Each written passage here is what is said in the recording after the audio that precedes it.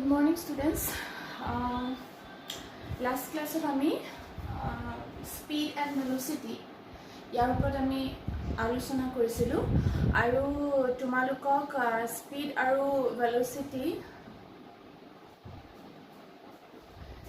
উপৰিও আমি কি কৰিছিলোঁ displacement distance কেনেকুৱা ধৰণে মেজাৰ কৰে with the help of coordinate system এইখিনি গোটেইখিনি কথা আমি ডিসকাস কৰিছিলোঁ আৰু লাষ্ট আমি speed and velocity mathematical form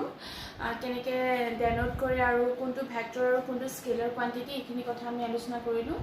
আৰু ৰিলেটেড নিউমাৰিকেলছ তোমালোকে ডিসপ্লেচমেন্টৰ দুটা মই তোমালোকক কৰিব দিছিলোঁ খুব এটা ইজি নিউমাৰিকেলছ আছিলে সো আজি আমি next topic to the exam is average and instantaneous velocity. Okay, so we know that what is speed and velocity. So velocity is related to displacement and speed is related to distance. That means when we divided the term displacement by time, then we get the term velocity,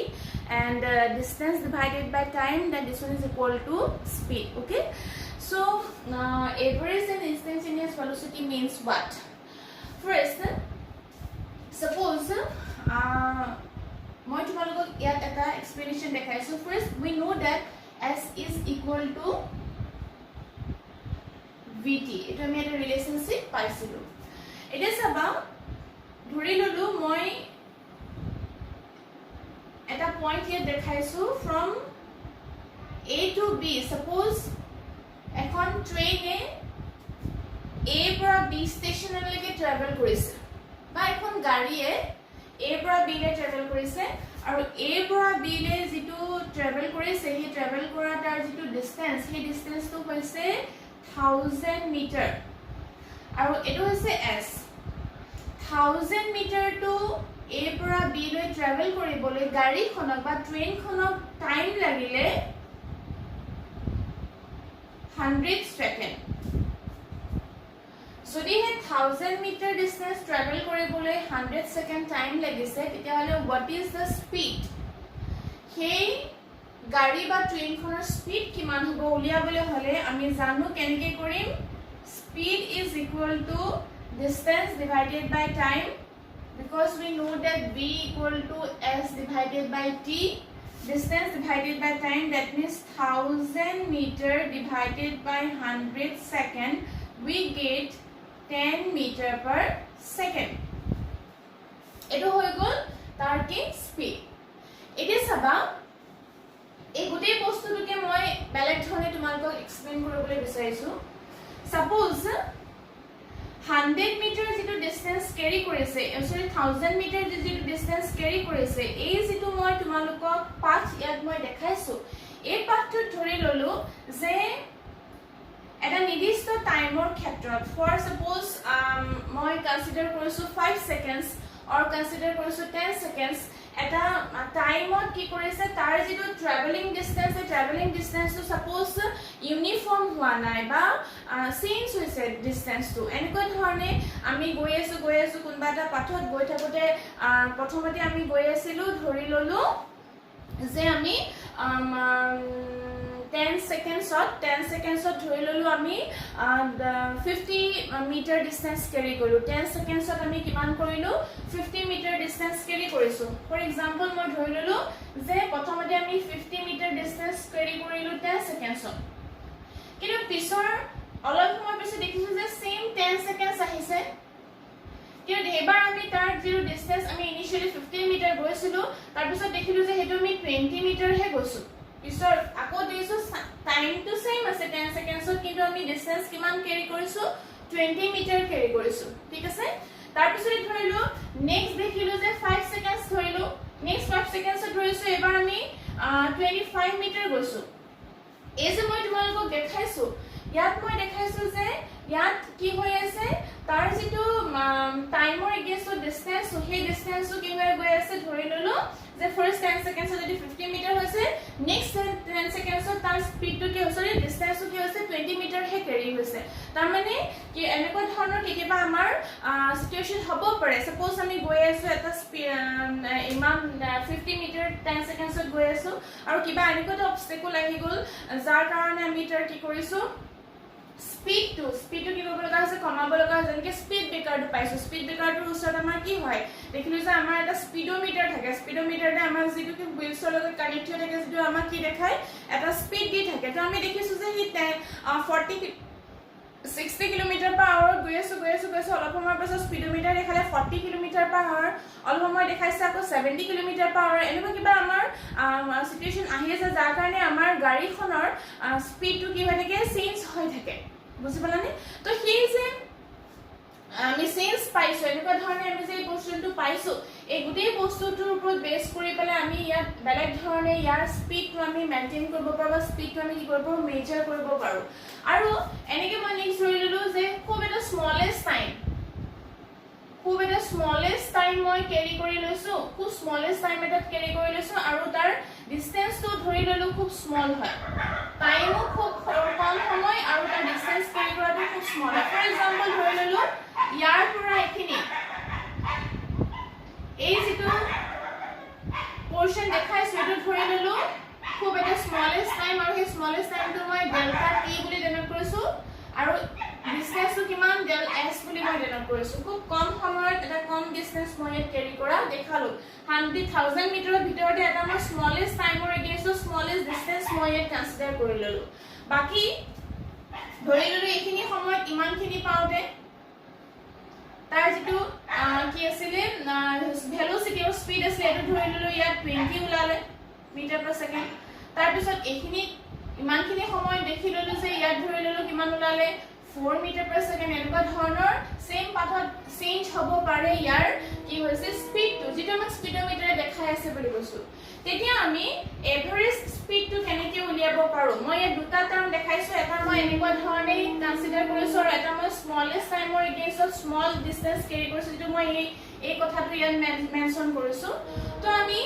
average যেটো speed average at velocity বুলি কোৱা হয় বা speed আমি কেনেকৈ উলিয়াম is equal to total distance divided by কিলম আমি total time লম এটো হৈ গল v average আমি কেনেকৈ উলিয়াম বুলি কৈছো total distance divided by total time that means summation of s divided by summation of t এটো আহি গল v average আমি কি কৰিছো উলিয়াইছো আৰু যদিহে আমি টাইমৰ ইন্টাৰভেলটো খুব স্মল এটা টাইম ইন্টাৰভেলৰ ডিসটেন্স খুব স্মল এটা ডিসটেন্স কেৰি কৰিছো বুলি কওঁ যেটো মই delta s by delta t হিচাপে ডিনোট কৰিছো for small time interval covering distance is very small ধৰি ললো 1000 মিটাৰৰ ভিতৰত 2 সেকেন্ডছত 1 সেকেন্ডছত ধৰি ললো 1 মিটাৰ হে গৈছে এনেকুৱা ধৰণৰ যেটো ভ্যালু যেটো মেজাৰমেন্ট সেই মেজাৰমেন্ট অন্য এটা টাৰ্মত ক্যালকুলেশন কৰা হল আৰু হেতুৰ নাম দিলে কি ইনস্ট্যান্টেনিয়াস হেতু কি বুলি ক'লে ইনস্ট্যান্টেনিয়াস বুলি ক'লে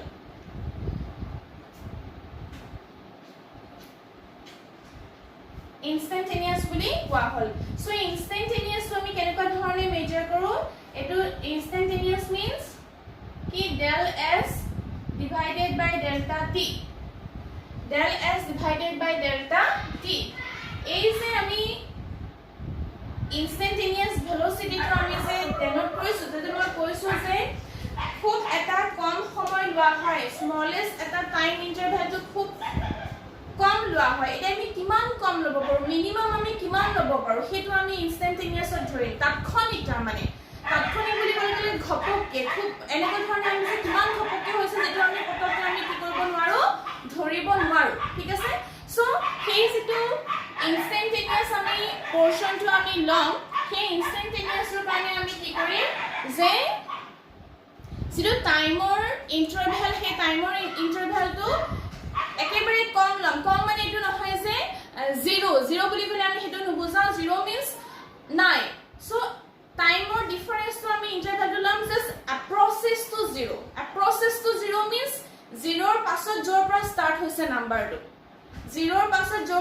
হৈছে নাম্বাৰটো delta t limit of time interval is approaches to 0 for instantaneous speed limit of time is approaches to 0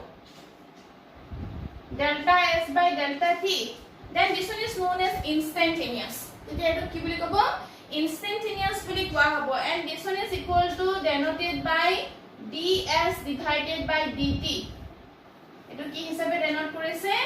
ds divided by dt হিচাপে ডেনোট কৰিছে এখিনি কথা আমি পিছত নিউমেৰিকেল কৰিবলৈ যাওঁতে গম পাম instantaneous মানে কি হৈছে for a very short interval of time that means when time interval is approaches to 0 then the covering distance with respect to time is known as instantaneous velocity instantaneous hobole hole ami time or limit to kiman hobo lagibo approaches to 0 that means ketia when average velocity is converted into instantaneous velocity ketia hobo jetia the time interval is approaches to 0 that means average velocity or speed or velocity is converted into instantaneous term so instantaneous velocity is how much ds divided by dt বুজি পাইছনে instantaneous এর কথাটো তোমালোকে clearly ধৰা instantaneous means আমি খুব এটা কম সময়ৰ কাৰণে ডিসটেন্স টো আমি মেজাৰ কৰিম আৰু সেই কম সময়টো আমি কি হিচাপে কনসিডাৰ কৰিছো just approaches to 0 delta t means time or difference time interval and approaches to 0 means not 0 after 0 পাছত যোনটো নম্বৰ পৰা স্টাৰ্ট হয় হেতু ধৰা হৈছে তো এখিনি হৈ গল আমাৰ average and instantaneous velocity and average velocity means কি কৈছো the total distance divided by total time next point is how we can calculate average speed কেনেকৈ আমি average speed to calculate করি average speed আমি কেনেকৈ calculate করি so average speed calculate কৰিবলৈ মই তোমালোকক দেখালোই বস্তুটো কেনেকৈ কৰে calculation of average speed calculation of average speed s equal to vt v equal to s by t and t equal to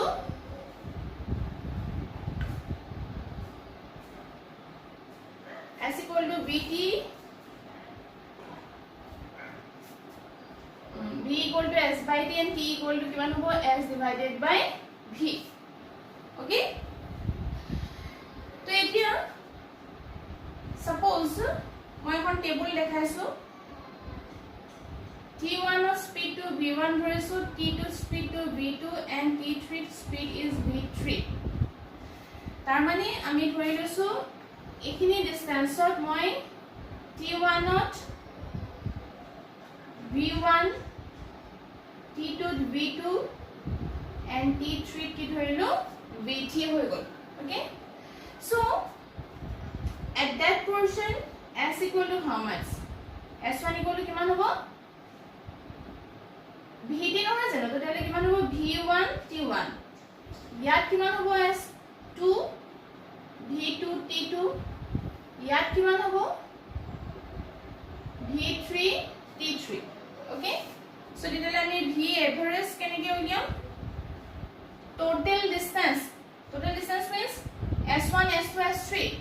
তাৰ মানে v1 t1 plus v2 t2 plus v3 t3 divided by total time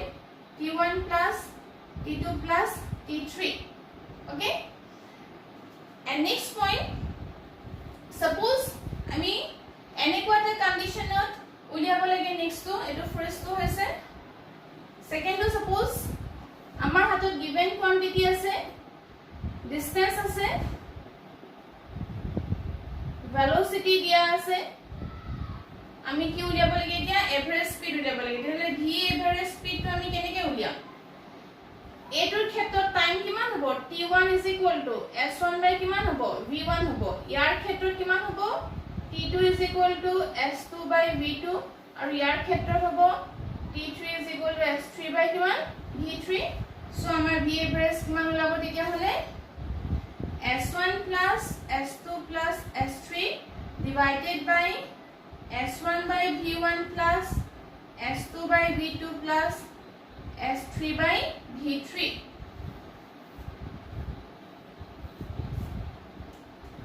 এনেকৈ ধৰণে আমি এভাৰেজটো calculate কোনটো quantity given হয় তাৰ ওপৰত বেছ কৰি পেলাই আমি বস্তুটো চাব পাৰো সো এতিয়া মই এক্সাম্পল হিচাপে মই সাপোজ न्यूमेरिकल्स দুটামান মই তোমালোকৰ দেখাইছো খুব ইজি न्यूमेरिकल्स হয় তো হেতু হৈ গৈছে প্ৰথমটো হৈছে নাম্বাৰ 1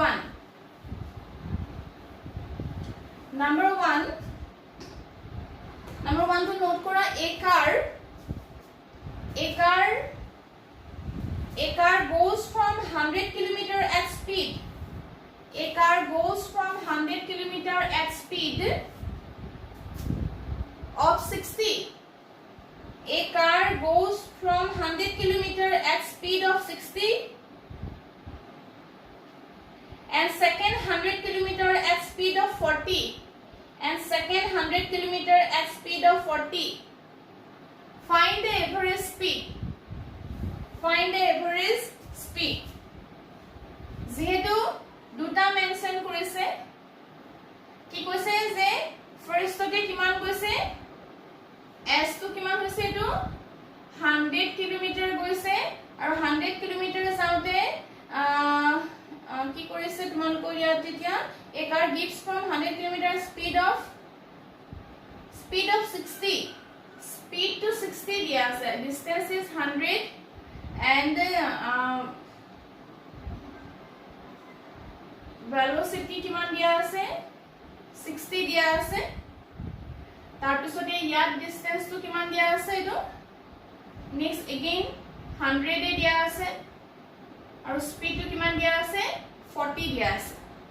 সো তেতিয়া হলে টাইম কিমান হ'ব এই কেছটো টাইম কিমান হ'ব টাইম হৈছে s1 divided by কি v হয় s divided by যদি v হয় টাইম মই লিখাই আহিছিলো তো টাইম যদি s by v হ'ব 100 divided by এটো কিমান হ'ব 60 হ'ব আৰু এটো কিমান হ'ব 100 divided by 40 that means 10 by 6 and 10 by কিমান হ'ব 4 হ'ব এটা উলিয়াব লাগে কি average speed so v average কেনে গলব total distance 100 plus 100 total time 10 by 6 10 by 4 10 by 6 plus 10 by 4 so 200 divided by 100 divided by 24 is equal to 4800 divided by 100 then we get 48 km per hour কিমান ওলালে 48 km per hour ওলালে খুব simply আমি এখিনি বস্তু কৰিব জানো কোনো টান নহয় নিউমেৰিকেলস খিনি ইজি হয় সেকেন্ড টু সোৱা সেকেন্ড টু লিখি লোৱা car travels for 1 hour at speed of 40 km per hour and for next hour at speed of 60 km per hour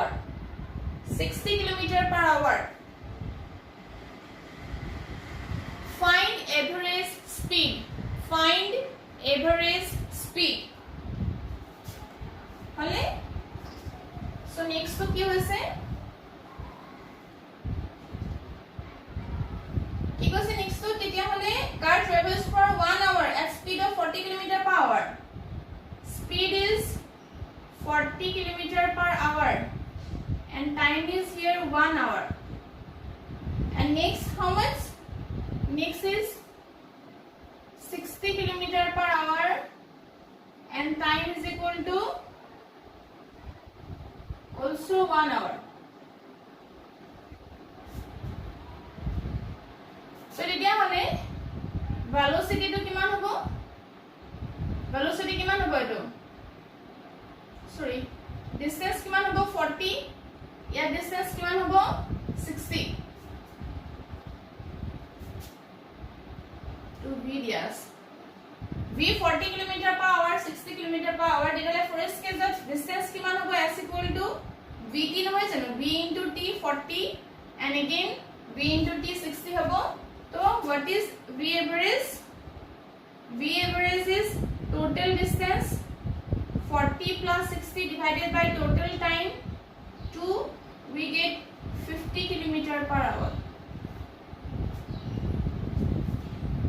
এনেকে তোমালোকক n টাৰ্মছৰ কাৰণেও দিব পাৰে n টা নাম্বাৰ সপোজ আছে ইমান এটো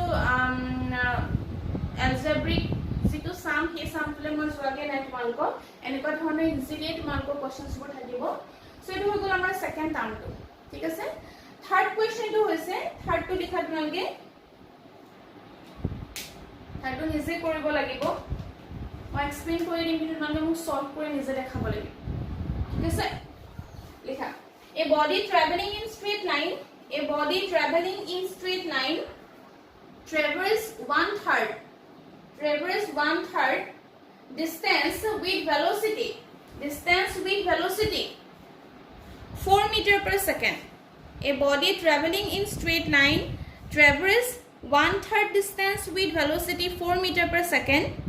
Full stop. Remaining part of distance was covered with velocity 2 meter per second. For half time, velocity 2 meter per second for half time and 6 meter per second for second half time. What is mean velocity average over whole time of motion? More repeat korisu question 2. A body traveling in straight line traverse one third distance with velocity 4 meter per second. Remaining part of distance was covered with velocity 2 meter per second for half time and 6 meter per second for second half time. What is mean velocity average over whole time of motion? Whole? So তোমালোকে question to first was a ইয়াত কিমান time motion to change হৈছে কিমান time motion to change হৈছে according to question যদি মই তোমালোকক চাবলৈ কওঁ তেতিয়া হলে কিমান টাইম motion to change হৈছে 3 times question to চাবা তোমালোকে 3 times change হৈছে মই ইয়াৰ পৰা ইয়ালৈকে suppose দেখাইছো আৰু ইয়াত 3 times যেহেতু motion to change হৈছে তো ইয়াৰ তেতিয়া হলে total distance কিমান হ'ব 3s distance যদি suppose s হয় তেতিয়া হলে ইয়াৰ পৰা এখিনি লাগে suppose from a to b distance to কিমান হ'ব 3s হ'ব because a body traveling in a straight line traverse one third distance third 3s or one third one portion distance velocity কিমান গল 4 meter per second হ'ল এনেকে মই divide কৰি ললো আৰু এখিনি এটো যেটো হৈছে ইয়াত velocity টো কিমান হৈছে 4 meter per second বুলি কৈছে 4 meter per second ত গৈছে আৰু যেটো 4 meter per second হৈছে ধৰিলো মই v1 ধৰিলো তেতিয়া ইয়াৰ ডিসটেন্স 3s or 1/3 হয় s1 = কিমান s and time is equal to we don't know time to আমি নাজানো time to given নহয় second কৈছে remaining part of distance was covered with velocity 2 meter per second for half time remaining portion মানে কোনখিনি এখিনি হৈ গল ইয়াৰ remaining portion to কি হৈছে for first remaining part of distance was covered with velocity 2 meter per second for half time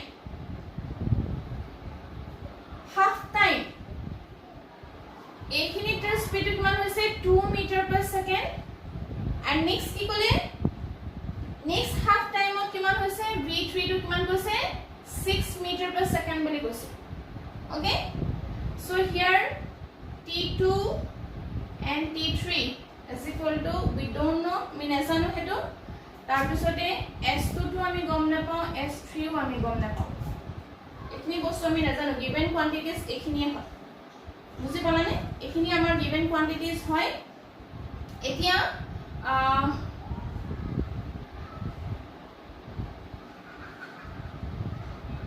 আমাক